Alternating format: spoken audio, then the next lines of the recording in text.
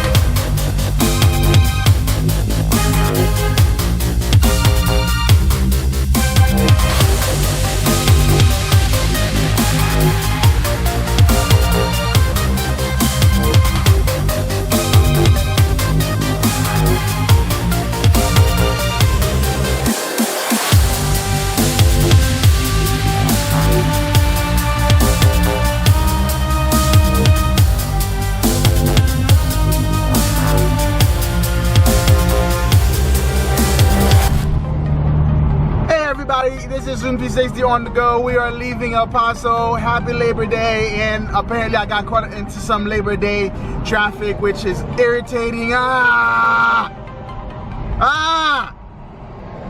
Anyway, this is so dumb, but it doesn't matter. We are on vacation. We are taking a road trip. I haven't taken one in like a year exactly.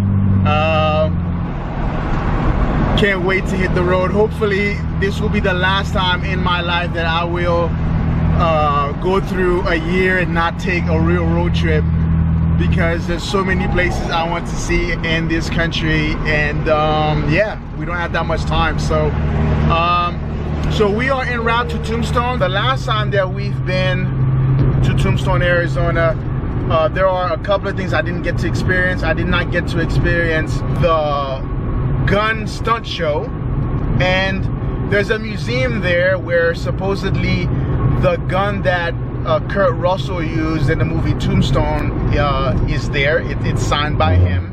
And I also believe that I think I have to research this, but the 44 Magnum that was used by Clint Eastwood in the movie series called Dirty Harry is also there. So I didn't get to see it last time, and also I didn't get to really walk around the town, look at the shops and everything. So we'll do that. We are going to be in Tombstone pretty late. I don't expect to be able to see the gun show today or go through the museum. I don't expect that, which is fine, but we will do that when we're coming back, because we will come through the same road when we're going back to El Paso. But we're still going to stop by there because I just wanted to walk the streets, just look at the stores. Right now we are leaving El Paso. We will be hitting the New Mexico border very, very soon, and my GoPro failed. Yeah, this should be mighty fun. Man, I've worked so hard this year. Lots of stress, lots of good and bad things happen. It is great to be able to get the heck away and do something that really makes me happy, and that is taking road trips. We are close to the border. Oh, the splitter, oh my gosh. Okay. And we are crossing into New Mexico at this time. Well, soon, once you see the McDonald's and Love sign right there, that is the border up ahead. There's the sign, the New Mexico sign, New Mexico. And then the other sign, the actual welcome sign. This is the New Mexico rest area right here. And man, Mexico roads. Oh, this is so awesome to be back. Granted that the car is not 100%, but I think that we'll be fine. I really think so. And I'm going to make haste to Tombstone, and it should be fun. Welcome to New Mexico, land of enchantment. We will be, like, peeking into New Mexico while we are on this road trip, just because that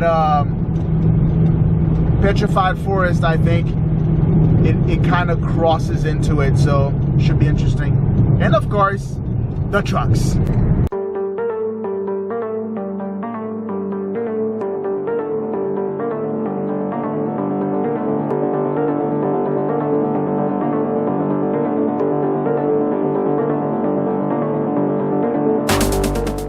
So we are currently in New Mexico. I mean, we've been in New Mexico now for about 30 minutes. And the speed limit here is 65, right? And I'm like, and no one is doing it, right? And I'm like, why is it 65? I mean,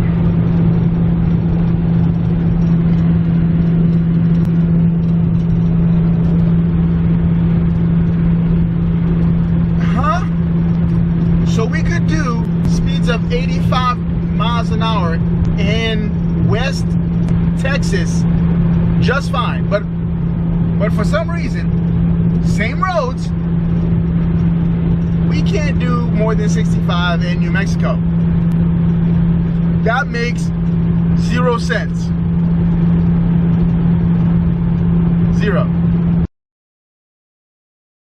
Oh, 75 miles an hour, let's do it! Oh yeah, I forgot about this. Yes, there is a check point up here too. Like, there's one on 10 and there's also one on I-25 north as well. I forgot about that. Man, good times, man. I remember going through this back in 2014, and then we stopped by right afterwards, myself and Mark.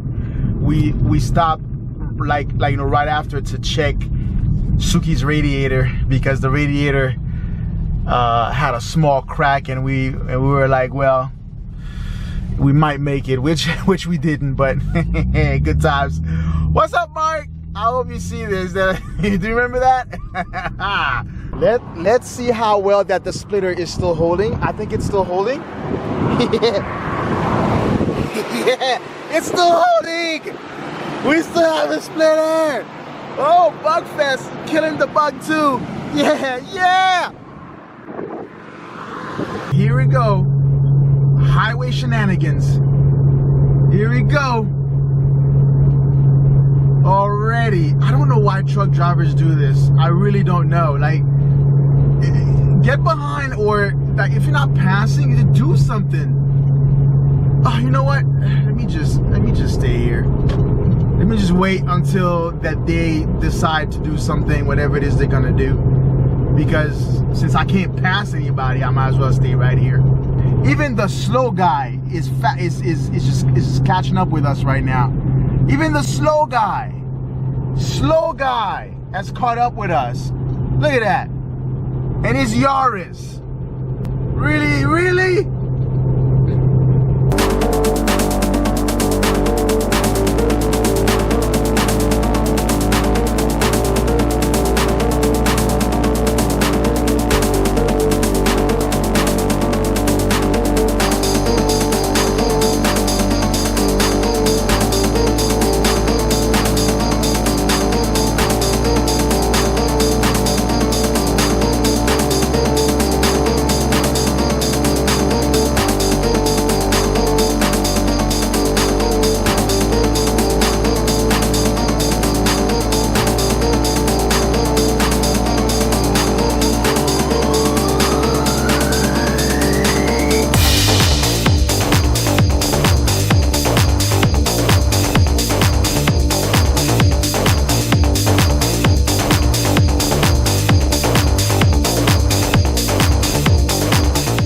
Looking at that rock formation there, that is my cue that we are probably in Arizona. I guess I missed the sign that says welcome to Arizona, but this is definitely not not a New Mexico thing. This is an Arizona thing. And yeah. And just like that, we got a cop. Got a cop. It's all right. Oh, no we don't. Just yeah. No we don't. It's just a speed radar thing that says how fast you're going. But this is definitely an Arizona thing. Right there. So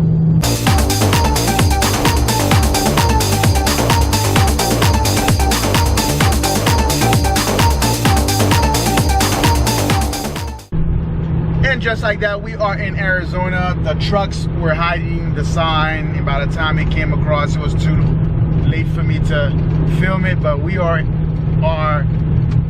currently in the state of Arizona, so we are gonna be in this state pretty much for the next 17 days. And oh, the roads of Arizona, the roads of Arizona, woo! I think this is my favorite state as far as driving on the highway. You can tell where this is Arizona. I mean, the road is just different. It's just, you know, good.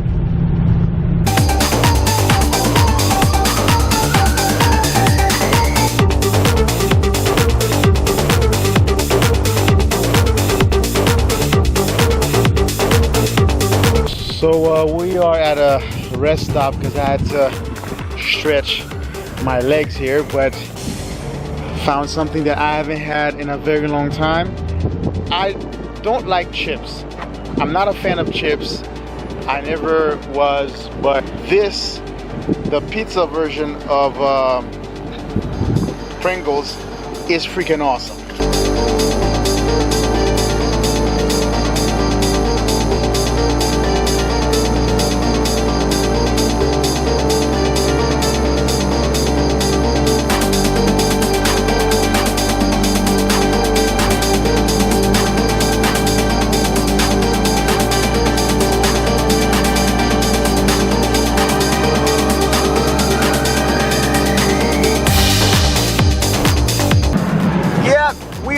Definitely in Arizona. We're getting our first taste of canyons and red rock.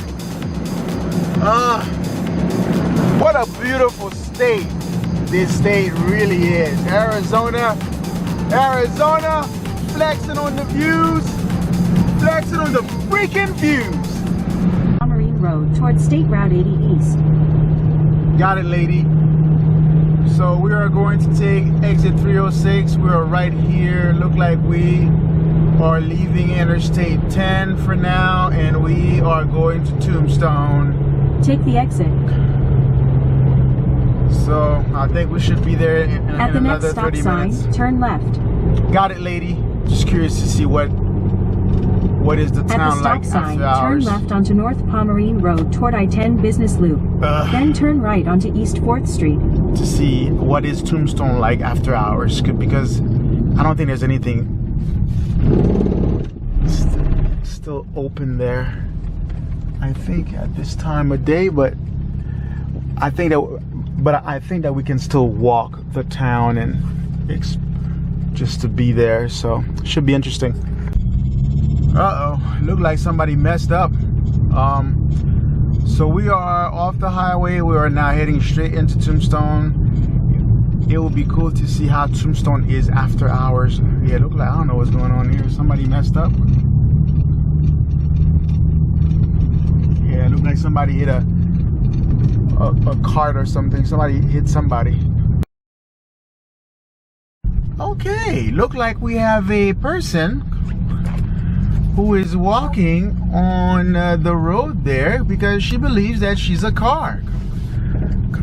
I think she's lost her mind. So I'm going to yeah, I think she lost her mind. Yeah.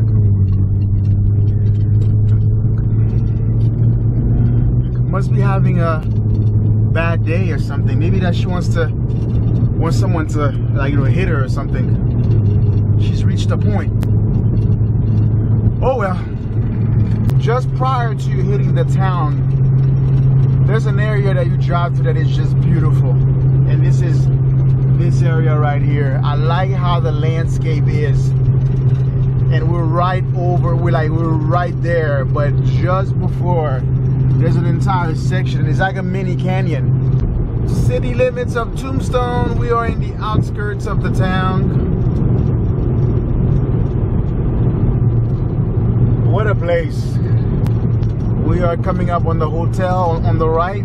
We're going to park all the way at the end where the actual strip of the town starts, of Main Street starts, and then I'll see you guys there, I guess. Yeah, this is the hotel. Looks like a fascinating place to stay in, the Tombstone Grand Hotel. This is the famous graveyard with the tombstones that say very weird things on them. Just crazy things, actually. We're here, just like that, we're here.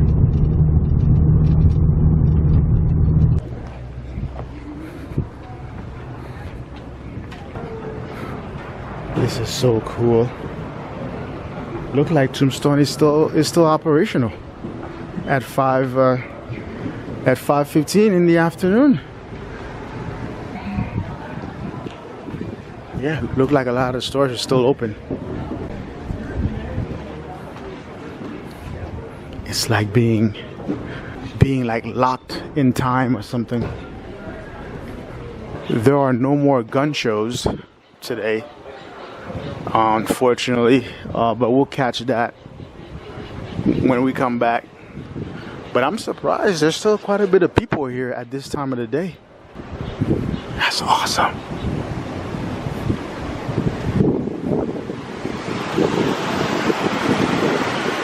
The Longhorn restaurant. I actually ate there last time. Let's walk across. Looks like the Ghost Trolley is still open. I'm surprised. That is another thing that I didn't get the chance to do last time I was here. The Ghost Trolley. I think we should try that when we're coming back, because we simply don't have time to experience this. Because I have to be out of here by 7. So we're going to explore the Ghost Trolley and see. Yeah, the Ghost Trolley Tour. I don't think it's the same one I did last time.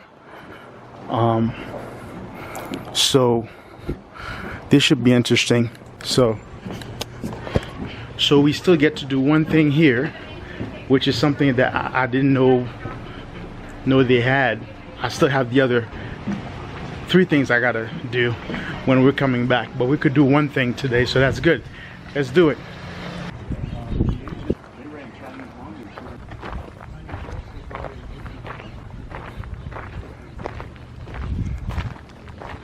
So I guess we wait here for the guided guy, and so supposedly they also do mine tours here, because this was a mine town. So they do mine tours out here as well. I think we'll do that when we're coming back through.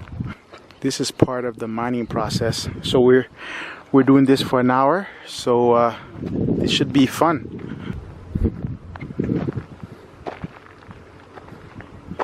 What on earth is this? Very funny.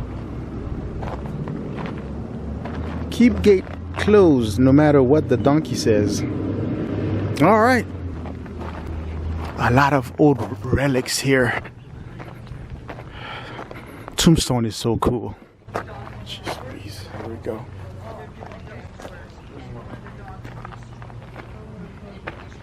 Look, it's 18th century rims.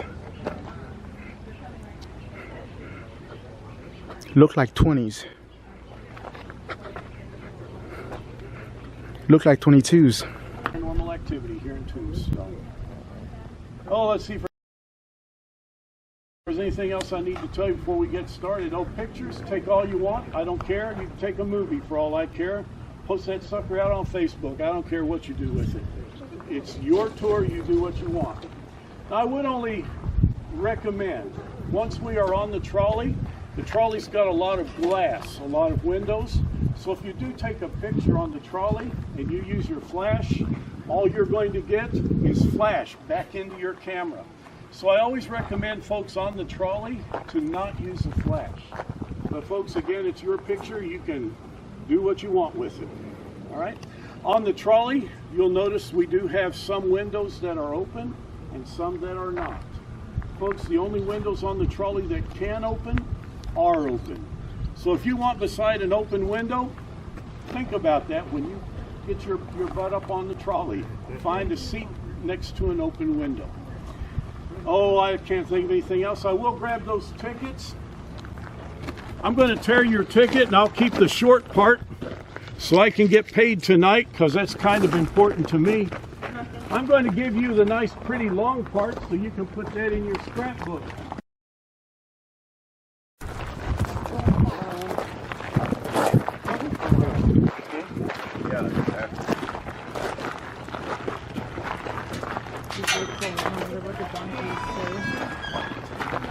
If you will, go down where the wide spot is and just wait for me there. I've got to shut this gate behind us. No. I'm a little old and slow, but I'll catch up. All right. Come ahead.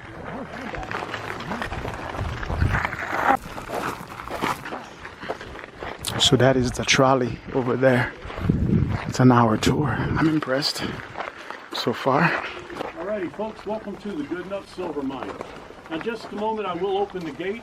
We'll go just inside the entrance. I would ask, please go down this little slopey hill, but do not go down any steps. If you go down steps, I'm going to have to chase you down, and that's going to make a long night for all of us. So if you will, right at the bottom of this hill, it gets kind of level, and that's where I'll meet you. You can gather around over that direction.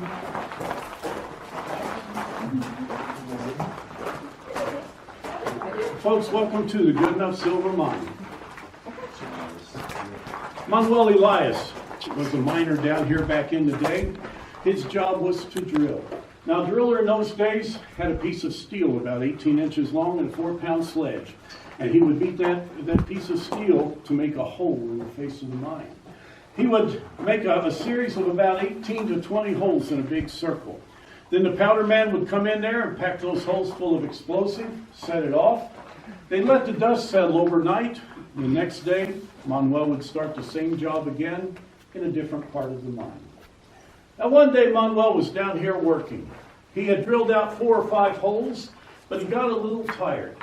So he decided to take a short break. What he did was stop. He kind of went back in one of those tunnels away from where he was working, sat back there by himself in the dark, just thought about life. Well, he didn't realize that while he was back in that tunnel, powder man came and packed those holes full of explosives. Well, Manuel went back to work. He couldn't remember which one of them holes he was drilling in last. So he took his drill, kind of nosed it down in one of them holes and hit it one time. It was not pretty. Today, Manuel Elias does have a home at Boot Hill Graveyard. Now, I like to tell that story because in the early morning hours, folks, before our first tour in the mine, our mine guides are required to go down in the mine and do a safety check. You would expect that. Well, it's been about 2 years ago now. One of the guides came back up to the top, and she was pretty excited. Now, she knows that I study paranormal activity here at Tombstone. She was pretty excited. She says, "George, I got down in that mine back by the chapel." Now, that's just one of the open areas in our mine. We call it the chapel. She said, "I got down by the chapel, and I heard a noise back in one of those tunnels." I said, "A noise?" She said, "Yeah, I couldn't tell what it was. It was just something odd. I thought you'd want to know." I said, "Well, thank you." Well, it was about a month after that she came back up and she says, George, I was back down in the chapel again and I heard that same noise, but it was a little louder. Like whatever was back in that tunnel was getting a little closer. I said, well, let me know what happens. Well, it was 2 or 3 weeks after that she came back up and she said, George, I was back in that same spot and this time I could hear it. And I could tell what that noise was. I said, well, what was it? She said, it's a man's voice back there. I said, man's voice? She said, yeah, he was talking. She said, I couldn't make out what he was saying. He's still too far away for me to understand what he was saying. But there was a man's voice in that tunnel. I said, well, that's kind of weird. Well, shortly after that, she came up and she says, George, I heard that voice louder this time. And this time I could tell there were 2 men down there because I could hear them talking to each other. And I said, well, what were they saying? She said, I couldn't make it out yet. But if I figure it out, I'll let you know. Well, just the very next day, she came back up to the surface. This time, she didn't look so excited. She looked kind of spooked, shaky kind of. She said, George, I finally figured out what was going on back in that tunnel. And I said, what was it? She said, well, there are 2 men in there, and they was arguing. And I heard one of them tell the other one, I'm just going to put this drill right here in this hole. And then the second man hollered at him, wait!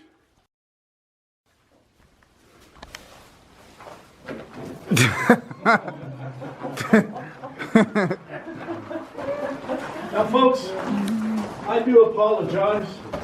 It's in my contract. I got to do 1 jump scare a night.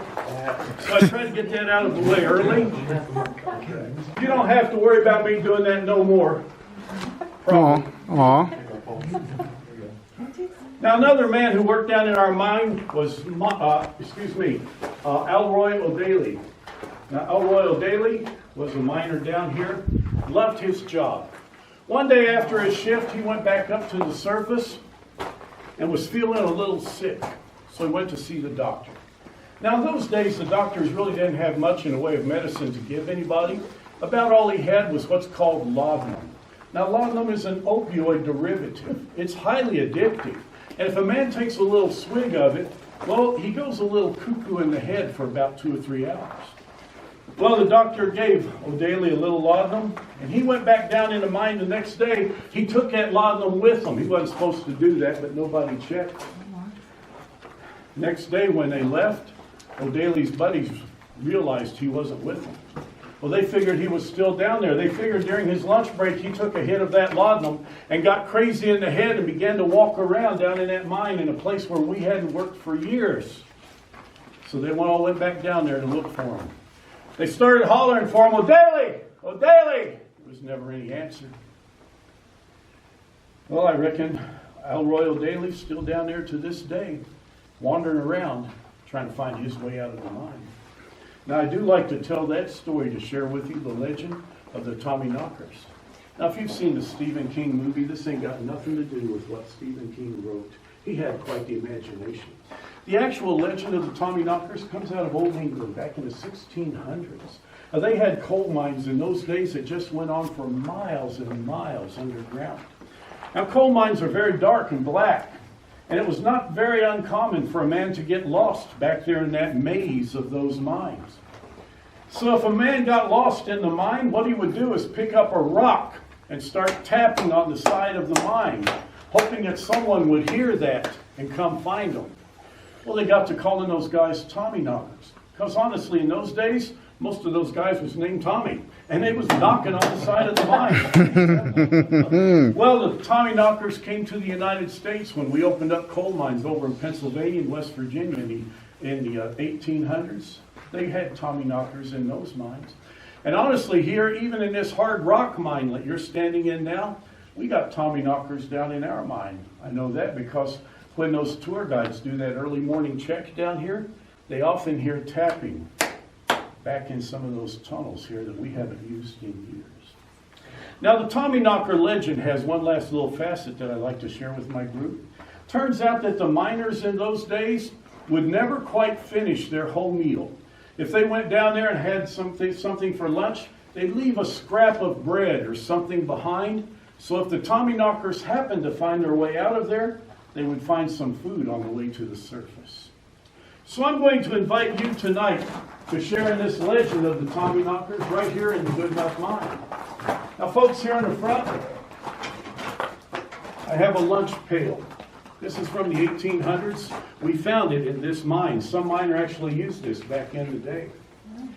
Inside this lunch pail is a pan that they would have used for their beans or peaches or whatever they had. Also in this lunch pail, I've got some bread. Now folks, I'm not going to try to fool you, it's just croutons, but it is bread. So I'm going to invite you as you leave the mine to kind of circle around, grab a piece of bread out of this pail, and drop it in this pan. I'm going to leave that right here. When Robert comes back in a little while to shut the mine down and get it ready for tomorrow, he'll take our offering to the Tommyknockers and put it in an appropriate location in this mine for those guys to find. Now I'm going to leave the mine and head toward the trolley. You can certainly join me. I do want to warn you though, as you leave the gate, there is a little tiny step right there. Do watch your step. When you get out into the open area out there, just kind of wait on me. When we're all together, we'll head down toward the trolley together. So again, circle around, leave us an offering for the Tommyknockers, and I'll meet you outside. Sir? Yep. Just curious if there's a way I could give this offering in a way of my debit card after? Because I don't have any cash on me. Oh, it's not cash. It's just a piece of bread. Yeah. Oh, okay. I thought, like no literal, I thought that you were being, being like, I thought it was a metaphor. No. It's just an offering for the Tommyknockers there. Okay, gotcha. I thought, all right. It's easy. Awesome. We left it there for you. Awesome. Yeah, you said hi, everybody.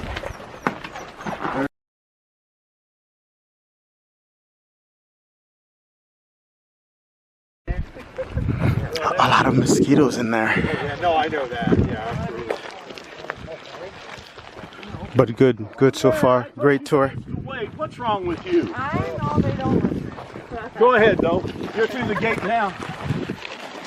You're worse than our donkey. He's funny. Oh, wow. Okay, he's not even funny. He's used to it. He's like, we go everywhere in our world. These Converses are not the correct shoe for this at all. It feels like I'm walking without shoes on rocks. This is the trolley. The trolley. You have got to be kidding me. Open up the door. Welcome aboard. This entire time, I thought it was a baby. It's a dog in a stroller. We'll roll out of here in just a moment. Before we do, I want to mention the spooky music you're listening to. It's called Boot Hill Waltz. It was commissioned just for this trolley tour. You'll never hear it anywhere else in the world. I kind of like it. My wife hates it. And for that reason, I sometimes play in the car while I'm driving around. Nice. That's the kind of guy I am. Now we are going to roll out of here in a moment. I do want to warn you, just this little stretch from here back up to the pavement, it is kind of rough. The trolley's going to turn over about 3 times. But do hang on. Okay. Paranormal activity in Tombstone for about 15 years now. I've been leading ghost tours for about 12 years. I started with a walking tour up on Allen Street.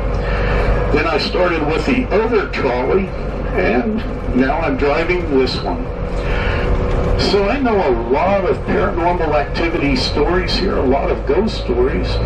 And to be honest, there are places we'll go by, and I might just think of a story that I haven't used in years. So this tour you're on will be different from the same tour if you happen to take it next week, or if you happen to take it last year. I just kind of make it up as I go along. Now, Tombstone is known to be one of the most haunted locations in the United States. We have an awful lot of paranormal activity here.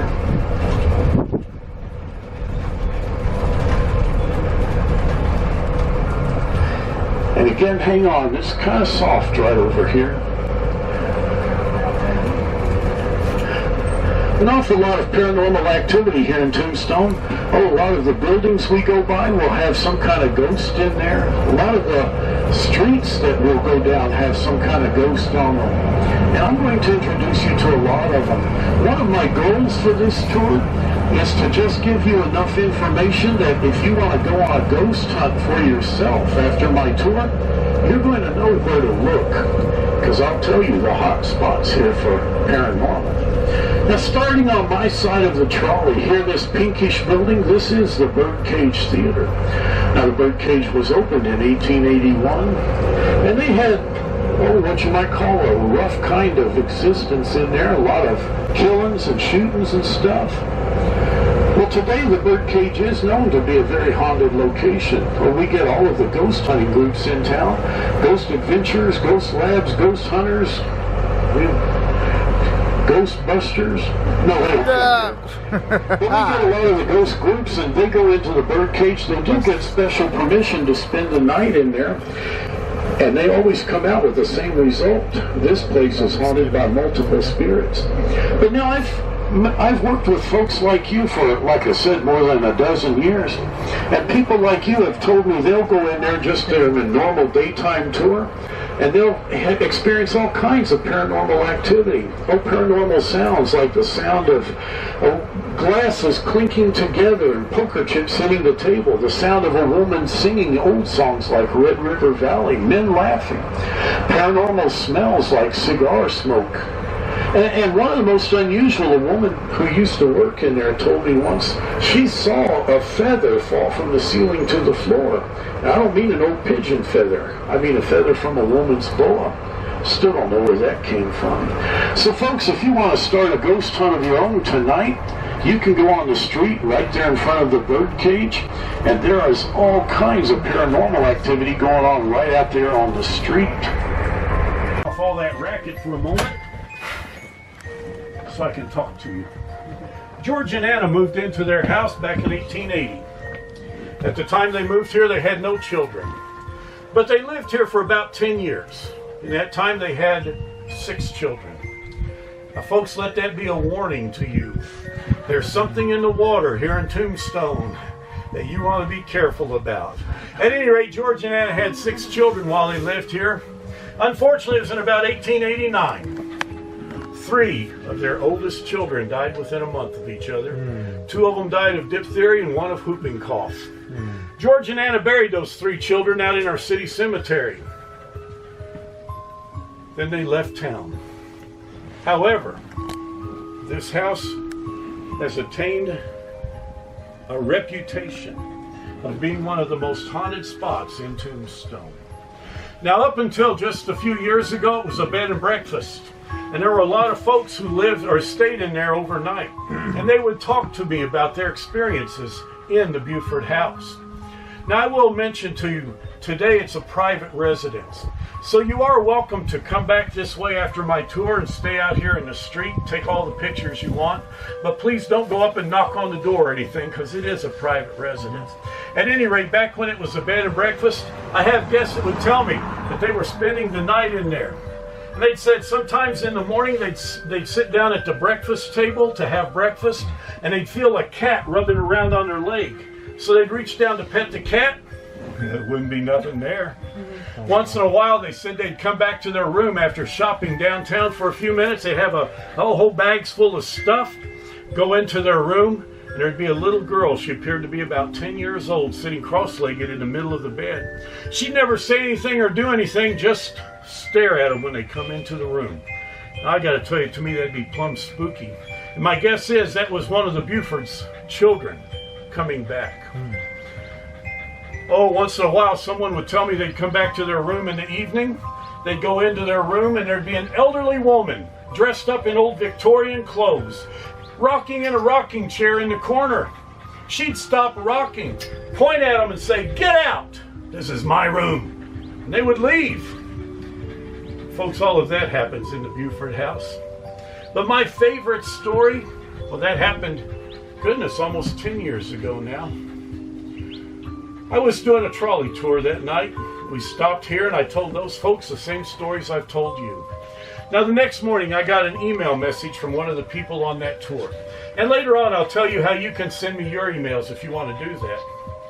This lady wrote to me and she said, George, want to tell you what happened to me after your tour out at the Buford house. She said it was a pleasant evening. So I got in my car and I took the car back down to the Buford house. I parked the car on the edge of the road just about where the trolley was. Killed the engine, I rolled down the windows and just waited there to see what would happen. Now folks, this was about 10 o'clock at night, so it was dark. But there is a street light right up there at the corner. She said, George, I was watching that street light and a man appeared under that light. He was dressed in old clothes, kind of like yours, and he came walking toward me. She said at first I thought he was drunk because he stumbled several times as he came down the street. But after he got close to my car, I could tell he wasn't drunk because he bent down and stuck his head in the window and started to talk to me. I couldn't smell no alcohol at all. What I did smell was death. She said he talked to me for about 10 minutes, and while he spoke, I felt a heavy pressure push down on my chest, my arms, my legs. I couldn't move, couldn't start the engine, couldn't roll up the windows, couldn't do nothing but sit there and listen. She said he seemed to know an awful lot about George Davies. He knew all about George Davies' life. He knew about Petra Edmonds, how beautiful she was. He told me about all the plans they had for the future. She said, in fact, George, he told me everything except that last day. Then he excused himself. He stood up and walked back behind my car. I watched him in the rearview mirror. He took about 6 steps, vanished. After that, all of that pressure was gone off my arms and legs. I started the engine, rolled up the windows, and got out of there as fast as I could. George, she wrote, as long as I live, I'm going to believe that I spoke to George Davies out in front of the Buford house after your trolley tour last night. Now, I do like to tell that story to invite you after our tour tonight. It is a beautiful night. Bring your car down here and park right in here someplace. Kill the engine, roll down the windows, and wait and see if anyone talks to you. Now, if he does, try to get his picture. I kind of like to know what old George looks like these days. Folks, all of that stuff happens here in front of the Buford house. This is one of the most haunted locations in all of Tombstone. Let me tell you what you're going to get a picture of out here. After the sun goes down and it gets dark, one of the most common paranormal activity out here is what's called orbs. On a photograph, an orb looks like a little ball or a globe. I will tell you folks, over the years, people have sent me well over 400 photographs that they've taken here in Tombstone. About half of them have orbs. So they're very, very common. Now you'll see orbs on a photograph, and sometimes folks will say, well, it just looks like dust. Well, here's the difference between an orb and a speck of dust on your photo. If you can enlarge that photo and look at it, an orb will have an internal structure. It may look like a spider's web in there. It may look like a chain. I even saw one once that looked like gears on the inside. A speck of dust, if you enlarge that, still just looks like a speck of dust. So you may get orbs out here. You might get what's called a vortex. Now, a vortex is a streak of light on a photograph. And sometimes people will say, well, that just means you jiggled the camera. But on a good vortex photo, the background is still in sharp focus. It's just a streak of light in the foreground. And I have lots of vortex photos from out here. You might get a picture of a plasma. A plasma is simply a smoke or a mist or a fog, because that's what it looks like, just a foggy area. And I sometimes do get photos from people out here where they're looking out here across the cemetery and you see some grave markers, but it looks like a fog right on top of them. That would be a plasma. Yeah. So, because I took the like historical drawing earlier. So when we were off that, he said, "Look at that big brown dog in that assay." So this is the Tombstone Cemetery.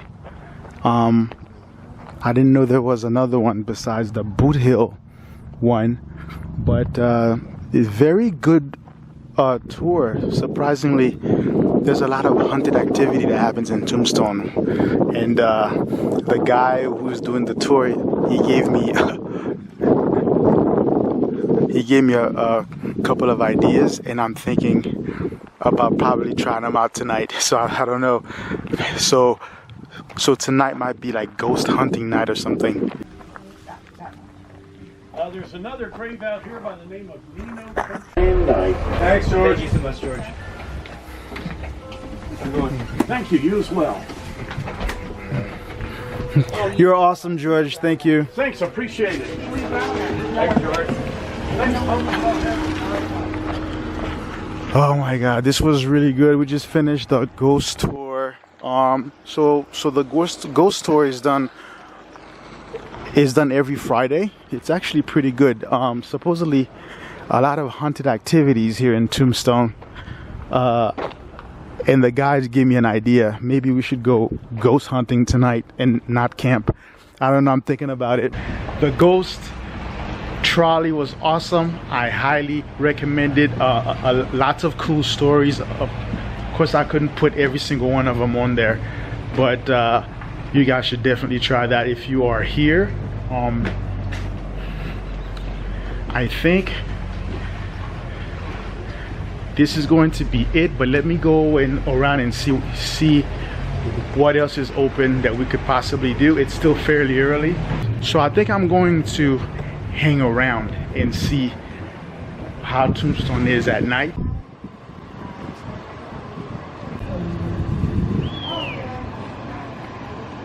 This is gonna be it for this video on Tombstone. Of course, we will be coming back here when we're going home. There is so much things to do here, so we will try more stuff here when we return. So my camera is charging in my car. So final thoughts on the trolley. It was good, great stories, tips. If you do this during the summer especially, make sure that you wear long sleeve and long pants and spray some bug spray on you, because there was a lot of mosquitoes. I got bit. Oh my goodness. But definitely a cool place at night, because the sun is setting right now and Tombstone is still lit. I think I'm gonna hang around here tonight and do some things.